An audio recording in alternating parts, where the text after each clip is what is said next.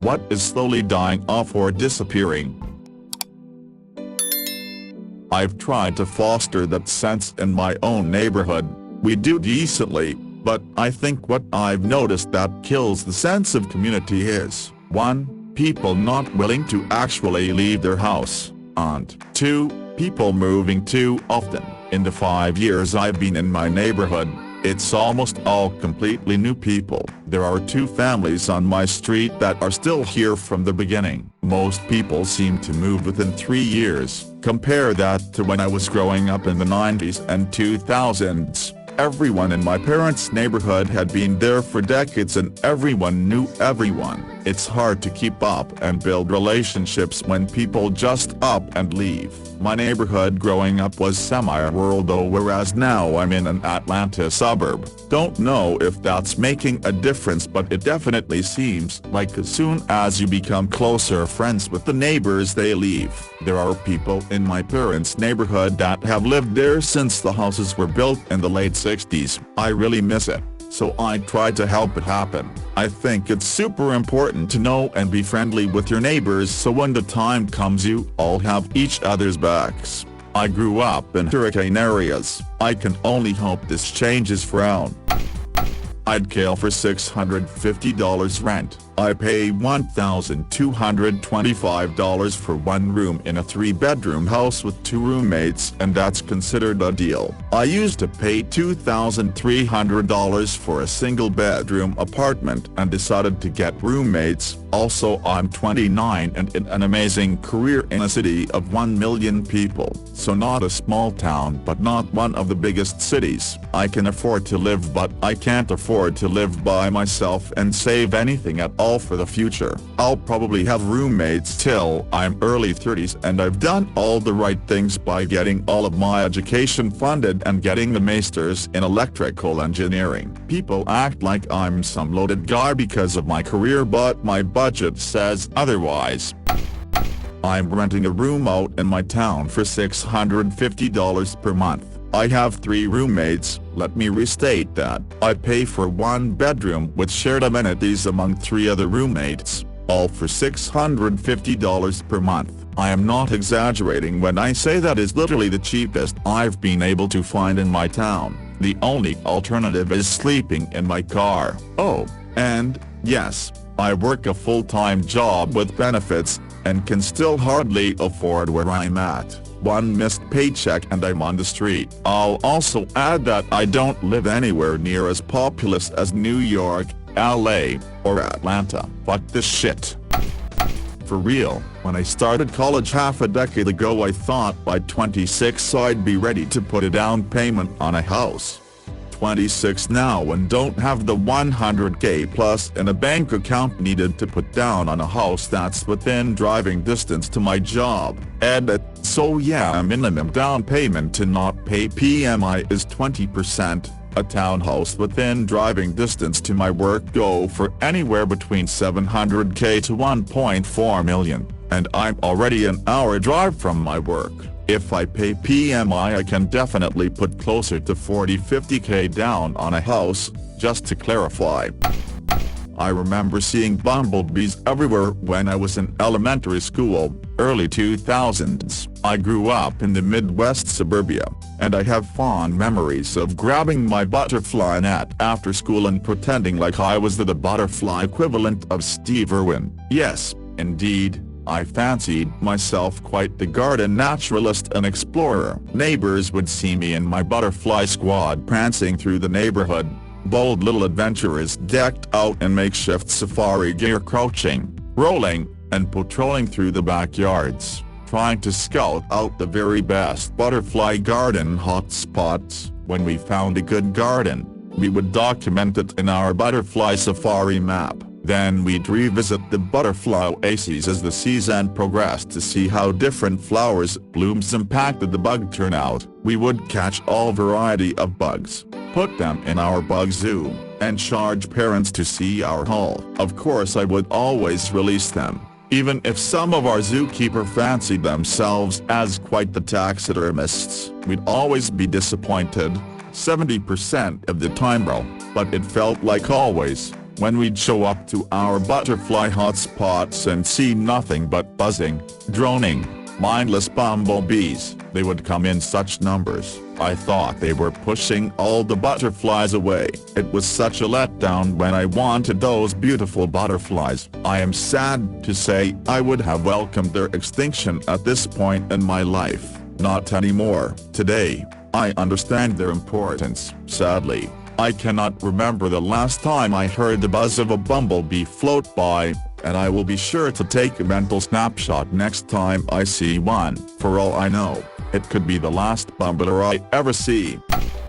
At my cousin's funeral a couple months ago, was young and still active military, not even a vet of a big war. We pulled in and there were literally hundreds of American flags planted in the ground along the drive up to the church. A bunch of military biker guys came and respectfully waited to stand over his casket. I noticed most of them prayed for him. I don't know who they were, but I think they placed the flags. I don't consider myself patriotic and I'm not religious either, but it made me teary to see such a show of support towards him. It was sweet. It was a lot to take in.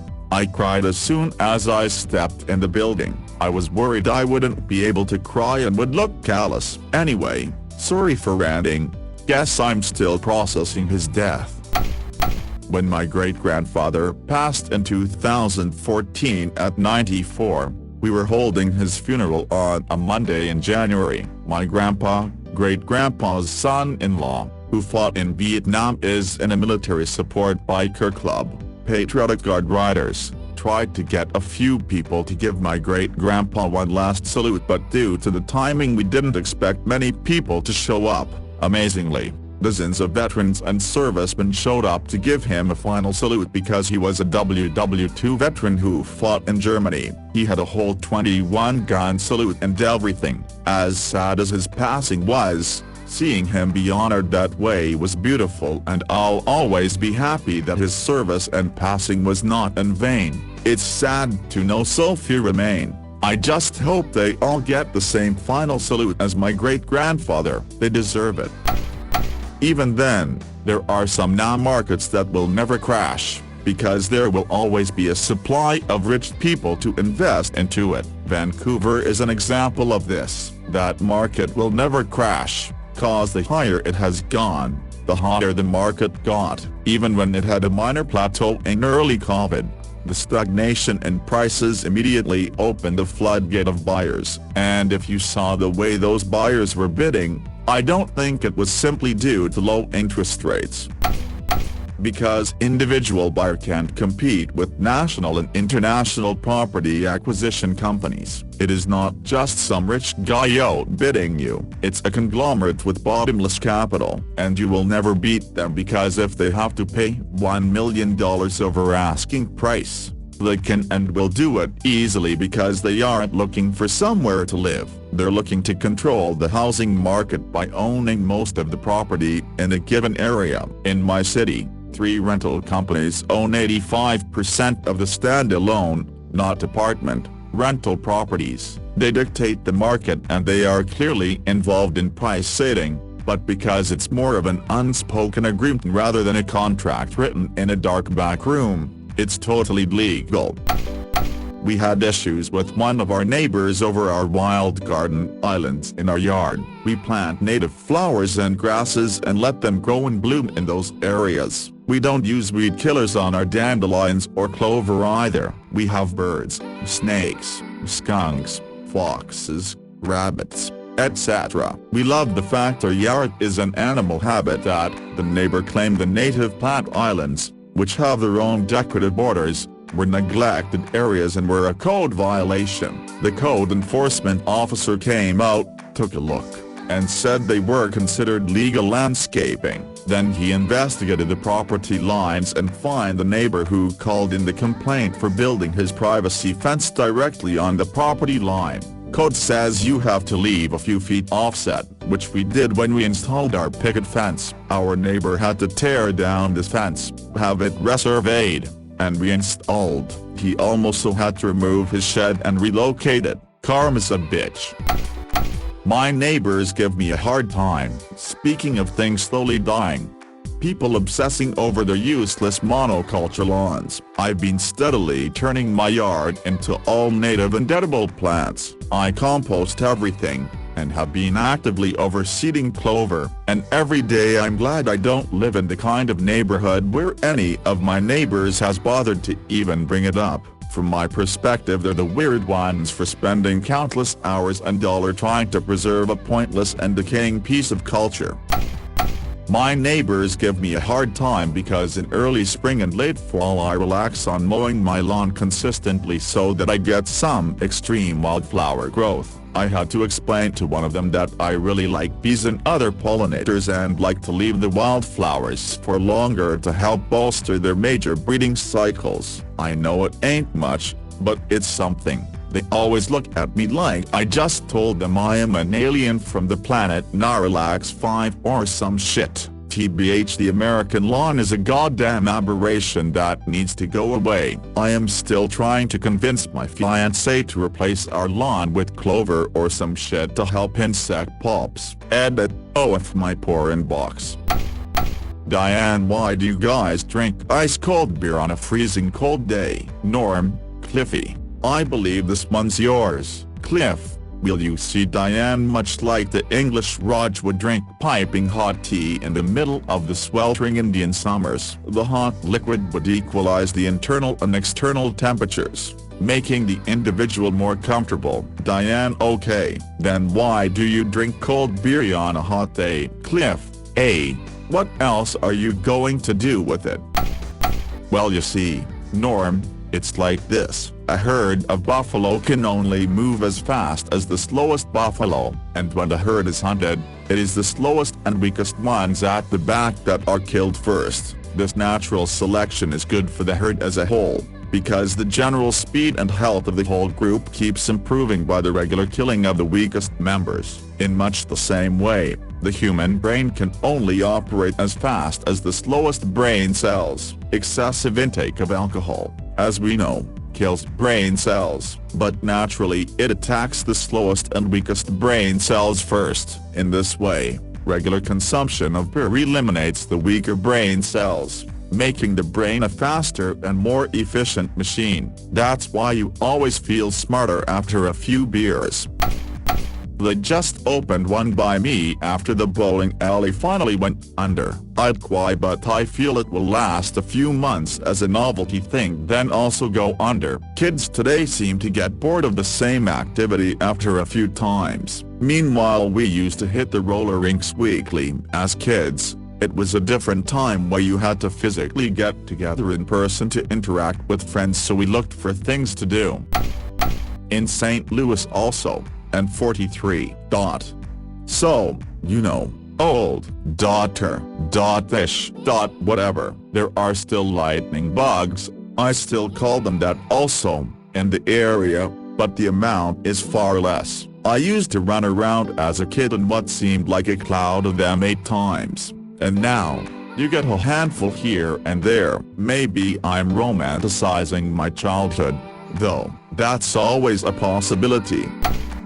I live in St. Louis, Missouri, and thankfully, due to a combination of more people going with native landscaping and an even larger number just not giving two shits about their yards, combined with some fantastic public parks that also don't get crazy pesticide lawn treatments, we have the healthiest pollinator population in the state. This means we also have tons of beautiful lightning bugs, so I'm not sure light pollution is a big driver of the problem. I would be inclined to blame people turning their lawns into green wastelands. Grass isn't green. Bring nature back to your yard and enjoy the sights and sounds. Edit.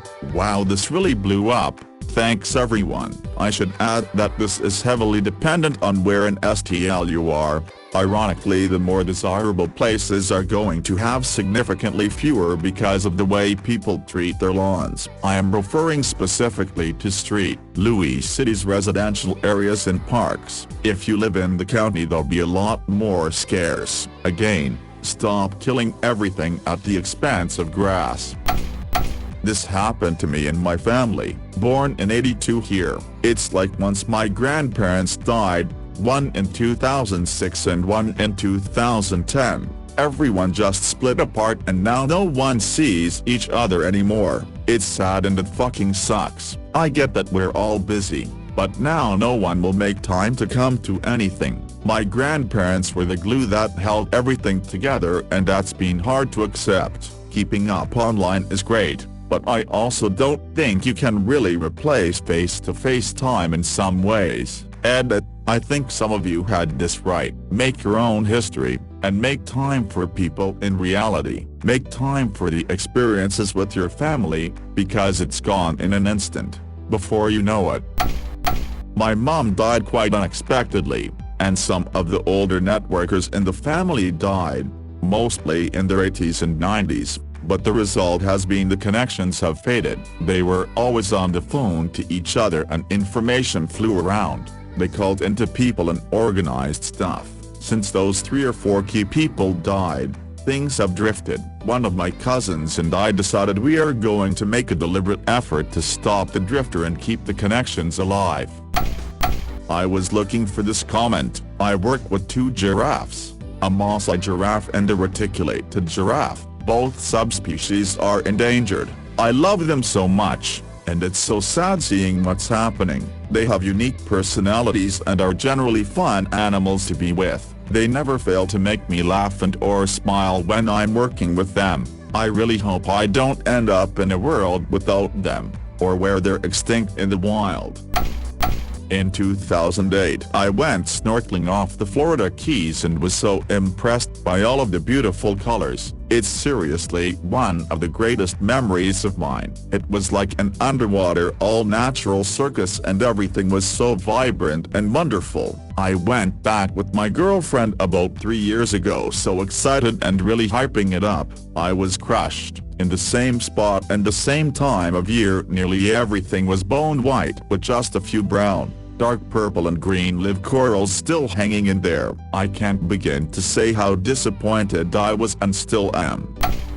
It depends where you are. Iodine thrives in things grown in soil that is in a fairly large vicinity of seawater, so people living in the middle of a landmass that source a lot of locally grown things tend to be at a pretty high risk for deficiency. We in the UK have never had any significant issue with iodine deficiency as it's a kinda small island and our salt, etc. has never had to have iodine added. We're really crap on selenium though, which North American soil has in droves. I grew up a town over from a nuclear power plant. We used to have nuclear evacuation drills where we'd basically line up like a fire drill and head to the auditorium to go over the nuclear event school escape plan. And they had a box full of forms our parents signed for if we could take the iodine pills or not. Was recently reflecting with a childhood friend on how wild it is that we had to do that lol. For context, we are 26, so this is very modern and the district definitely still does this. Fun fact, if you saw the Chernobyl series, there's a scene in the beginning where Emily Watson's character realizes what's happening and immediately takes some pills and hands them out to others. Those are iodine pills, and the goal is to saturate the thyroid with non-radioactive iodine, so that when the body later encounters radioactive iodine from the accident being carried on the wind or in the water, the body won't take it up into the thyroid where it can hang around and do radiation damage. I saw a package of pink salt with the claim of it being the purest salt. If it were pure, it wouldn't be pink. I've also argued with people who say it is healthier than refined salt. In doing my own research, I've found the trace elements in pink salt are so minuscule as to be effectively useless. You'd have to consume a dangerous amount of this salt to get any nutritionally significant amount of the trace elements. I still buy pink salt because it looks pretty in a grinder. It's a very interesting thing to look into iodine. Women planning to have kids would be very wise to make sure their iodine levels are good. Higher iodine in the mom seems to correlate with higher intelligence in the baby. Even aside from the cretinism consideration, it has enormous impacts on our health if we become too deficient, and there is some very disturbing information about iodine deficiency and breast cancers. It's a big issue that doesn't get enough attention.